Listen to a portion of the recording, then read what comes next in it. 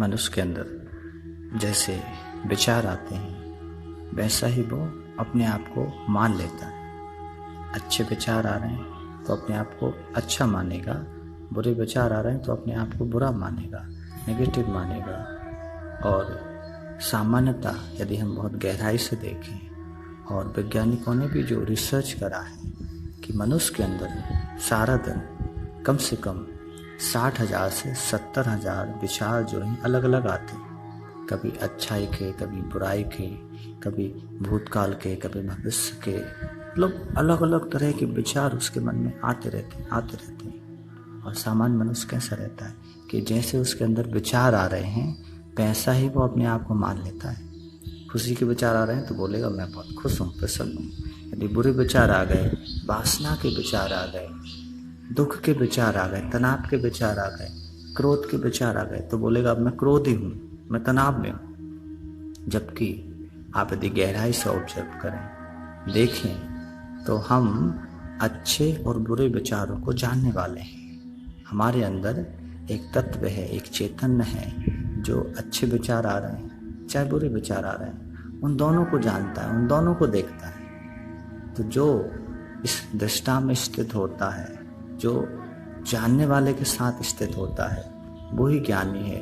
वो फिर इन विचारों से प्रभावित नहीं होता, क्योंकि विचार तो आ रहे हैं। जैसे एक नदी है, बह रही है तो उसमें बुलबुले उत्पन्न होते हैं, पल्लर उसमें उठते हैं और शांत हो जाते हैं। ऐसे ही हमारा भी जो जीवन है ये बह रहा है, हम जीवन जी रहे हैं।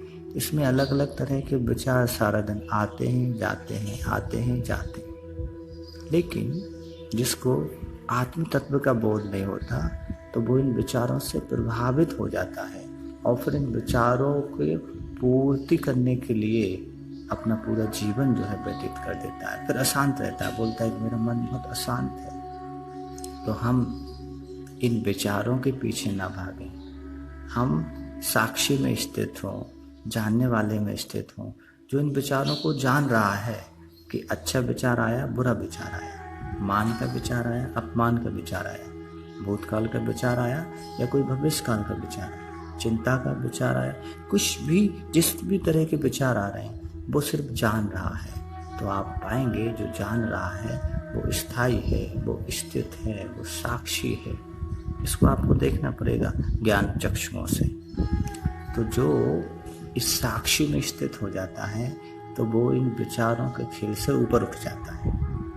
तो इन अपने विचारों को अपने ऊपर ज़्यादा हावी मत होने दीजिए। नहीं तो देखते हैं लोग कि माइंड में यदि कोई विचार आता है, किसी का कोई नेगेटिव विचार आ जाता है कि अब मुझे सुसाइड करना है, तो व्यक्ति उन विचारों से प्रभावित होकर सुसाइड तो कर लेता है। किसी का शराब पीने का विचार आता है तो वो उस विचार से इतना प्रभावित हो जाता है कि शराब पी लेता है। कोई भी गलत कृत्य कर सकता है। तो इन विचारों के जंजाल से हम ऊपर उठें, अपने आत्म स्वरूप में स्थित रहें, तो आप पाएंगे कि विचार आ रहे हैं जा रहे हैं, आ रहे हैं जा रहे हैं, वो आपको प्रभावित नहीं कर पाएंगे।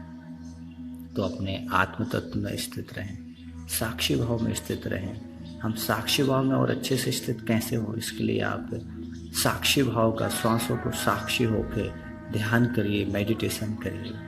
तो धीरे धीरे आपका साक्षी भाव जो है वो प्रबल होगा। यदि आपको मेरा मैसेज बहुत अच्छा लगा हो तो इस मैसेज को सभी के साथ शेयर करिएगा। धन्यवाद। जय श्री कृष्ण।